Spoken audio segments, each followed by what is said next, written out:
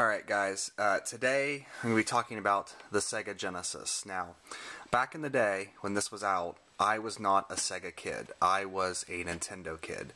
And you youngins today have no idea what it was like to be a gamer during the 16-bit wars. Other kids and I would almost get into fist fights talking about which system was better, the Sega Genesis or the Super Nintendo. I was a Super Nintendo kid, some of my friends were Sega Genesis kids, and I mean, even the advertisements back then were just nasty, you know. Sega does what Nintendo don't, and stuff like that. I mean, they just viciously went after each other, so I did not have this for the longest time. But finally, I felt like it was time to pick up a Sega Genesis and kind of see what I was missing out back in those old, you know, prejudiced days. So this is my Sega Genesis. It's pretty beat up, Model 2. I need to get a Sega CD for it, but haven't got one yet. But anyway, let's look at the games here. Now, I do have a lot of Sega Genesis games in the box, but for most part, Sega Genesis games I keep in this old cassette deck, which I wonder how many of you kids out there even remember what cassettes are. If you have a bunch of loose Genesis games and Master System games, they fit right into these old tape decks. So go into the basement, look in your parents' old stuff.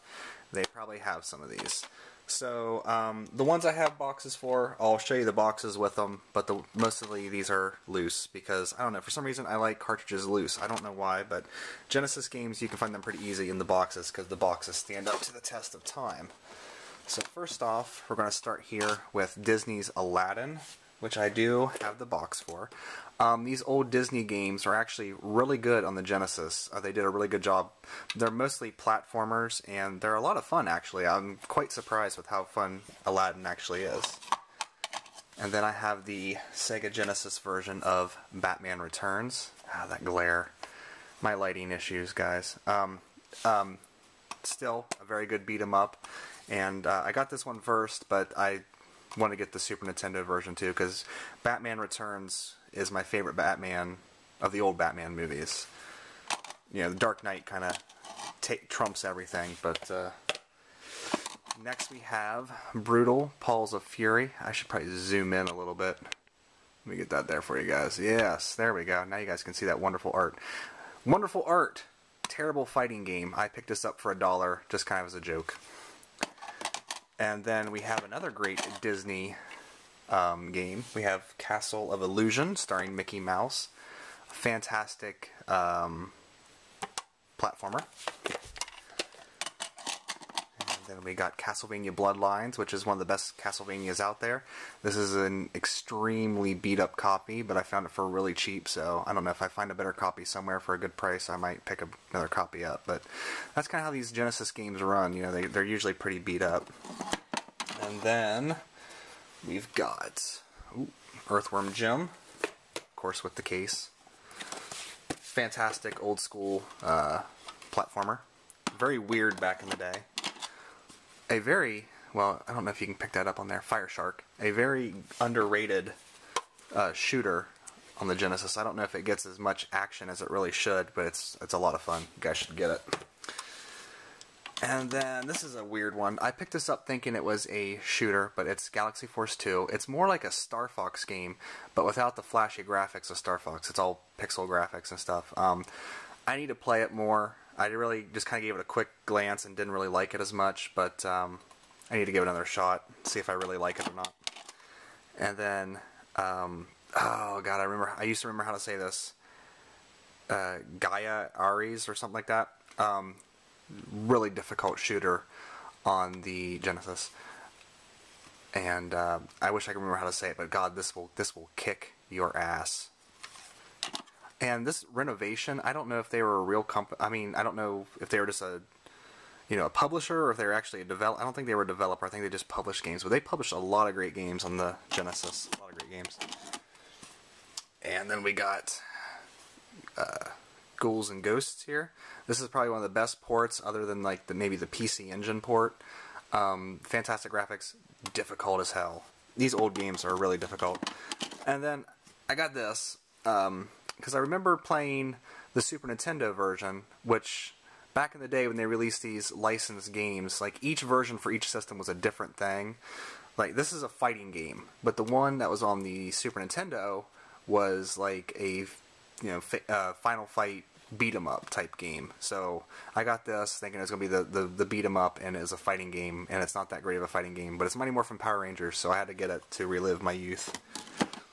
And then one of the few sports games that I actually love, NBA Jam Tournament Edition. My friends and I, we like to get together and we all pick a team and we just have, we make a big tournament bracket and just, basically have a big tournament with it. And it's a lot of fun to get some beers and just sit around and play basketball with your friends. Still holds up to this day. I don't know about the new version they just came out with. I hear it's good, but this is where it's at. And then we got Pitfall, the Mayan Adventure. Pretty fun update of Pitfall. And probably one of the best games on the Genesis, in my opinion, is Rocket Knight Adventures. There's also a Super Nintendo port of this called Sparkster. Well, it's a port, sort of pseudo-sequel, but it's a fantastic platformer. You guys should definitely take a look into that. Got one of the Shinobis here. This is Shadow Dancer. I believe it's the sequel to the original Shinobi. I haven't really got into this one as much. It's kind of, I don't know. I need to play it more, but I kind of liked it when I first put it in. And we got Soul Dees here. I think Soul Feast was on the Sega CD, but this is just the normal Genesis version. It's actually a lot of fun. And once again, renovation. They did a lot of stuff. And then, of course, you have to have Sonic 1, Sonic 2, and Sonic 3, which I have the box for 2 and 3. I'm not going to put the box on screen anymore because it just doesn't work with the zoom in. But, yeah. Back in the day, I was all about Mario, but I have to give it up. These are fantastic games, and I really do see why people gravitated towards the Genesis back in the day with games like this. I'm really getting an appreciation for Sonic now as I'm older. And we got Spider-Man, which, reading reviews, this is supposed to be a really good game, but I don't like it as much. Luckily, I found it for pretty cheap, but I might just have to give it another shot. Sometimes when you put these games in for the first time and play them, you don't usually get very far in them. Strider, fantastic port on the Genesis. This was on the NES, and it just wasn't as good, but this is almost, it's not arcade perfect, but it's pretty damn close. And then another really kind of beat up copy of a game, Sword of Vermilion, a rarity on the Genesis, an RPG. It actually plays very weird though.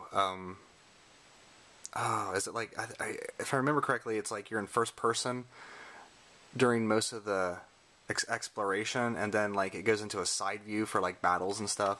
It's a very, very strange RPG.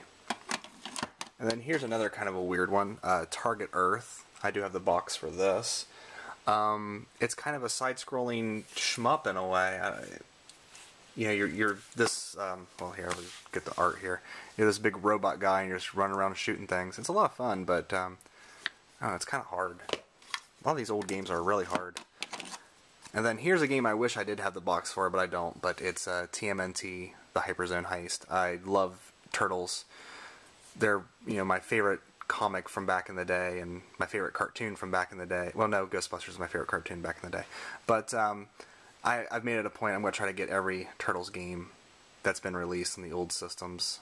But, like, the Super Nintendo ones are so expensive, and luckily I found this at a store that really didn't know what they had, and I only paid, like, $5 for it. So, haha.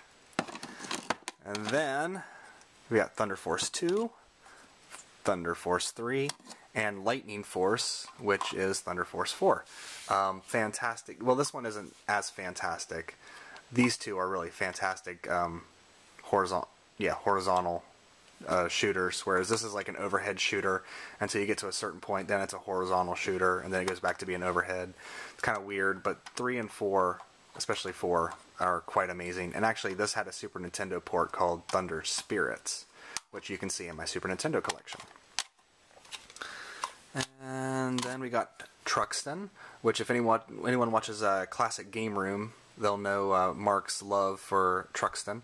Again, very beat up copy, but it plays great and it's super fun. This is probably one of the best games on the Sega Genesis. find a copy of Truxton. Valis 3, another renovation game, a pretty fun platformer action. Well, I guess it's more of a beat 'em up than a platformer, but still pretty fun.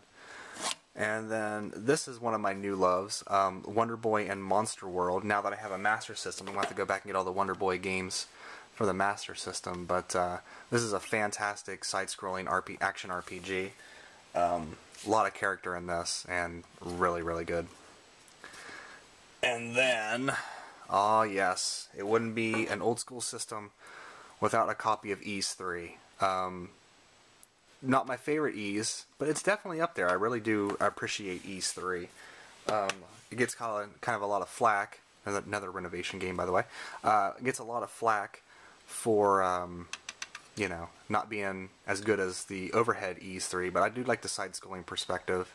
And, you know, Oath and Felghana is on the PSP, which is a sort of more traditional take on the Ys version of Ys 3, so you guys can check that out. And finally, a puzzle game that used to eat a lot of time. Well, not finally, I got some other things to show you, but Zoop, you know, fun puzzle game. And then these old Electronic Arts games do not fit in my beautiful case there, which I have NHL 95 because when I, you know, got my Sega Genesis way back, you know, I don't know how many years ago, but I picked up a copy of this because I thought it was the game that Brody plays in Mallrats, but you know, looking at, you know, the DVD closer, he's actually playing a Saturn game, and I was really disappointed because I thought this was the game that he was playing in Mallrats, but it's not. So, but I keep it anyway because it reminds me of Mallrats. And then Shadow of the Beast is a really crazy, like arcade action game. But yeah, Electronic Arts kind of backward engineered their own cartridges because like Sega was trying to do a Nintendo and charge them an outrageous fee for licensing, so these do not fit in the cassette deck, so unfortunate, but you know, whatever. And then the final piece I'm going to show you in this video is probably my favorite piece of my Sega Genesis collection, which is my copy of Pure Solar. And yes, I have it in the protective clamshell because I want to keep it very nice, but I have opened it and I have played it for a few hours, and then I just wanted to see what it was like because I really want to invest quality time with this, and I want it to be something that I'm just dying to play instead of just playing it to play it. Because, you know, sometimes you play these games and then you kind of get out of them and you let them set for a while and then you can't remember where you're at. So I want this to be a playthrough where I just sit and play it for hours and hours and hours a day. So I'm really letting it build up in my mind. But I don't know if you can still get this or not. This is a reprint edition. This isn't the original edition. But, well, I got the letter there so you can't see that. Well, I can just take it out of the clamshell. But if they do another reprint of this, I highly suggest you guys get Pure Solar, because, you know, it's just really cool buying a brand spanking new Sega Genesis game in the year 2011, you know. So this might make me look into buying more like reproduction carts and stuff, because I do like buying actual cartridges. So anyway, that is my Sega Genesis collection. It's grown pretty rapidly because, like I said, Genesis games are really easy to find. Most of the time you'll just find them loose, but I still like buying loose cartridges. So yeah, go out and buy a Genesis and buy a bunch of games and relive the past. Alright guys, I'll see you next video. Thanks.